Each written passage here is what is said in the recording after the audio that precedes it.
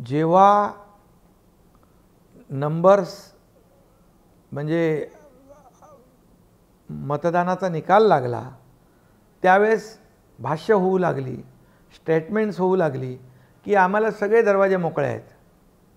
लढलो आपण शिवसेना भाजप युती म्हणून, तुम्हाला मग इतर दरवाजे दिसण्याचं कारण काय होतं?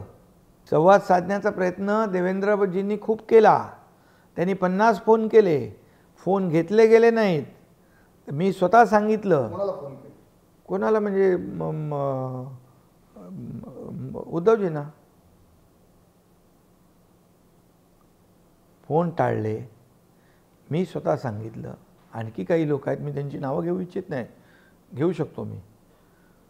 मीटिंग करा, 2.5 वर्ष तुम्हाला पाहिजे का कमिटमेंट आहे तर बोललं पाहिजे, टेबलवर बसलं पाहिजे. हवेमध्ये बोलून असं होत नाही. परंतु तेही टाळलं गेलं. मोदी साहेब स्वतः जाहीर सभांमध्ये देवेंद्रजींच्याच बद्दल मुख्यमंत्री म्हणून हा उमेदवार आमचा म्हणून बोलत होते. तेव्हा का विरोध झाला नाही त्याला? मग हे अचानक कसं निघालं? बंद दरवाजाच्या आड चर्चा झाली. खरंच झाली होती चर्चा? आता ज्यांच्याबरोबर झाली त्यांनाही मी विचारलं. ते म्हणाले अशी कुठली चर्चा झाली नाही. जर आम्ही नितीश कुमार यांचे नंबर्स कमी असताना आम्ही त्यांना मुख्यमंत्री बनवू शकतो, चर्चा म्हणजे शब्द दिल्यानंतर.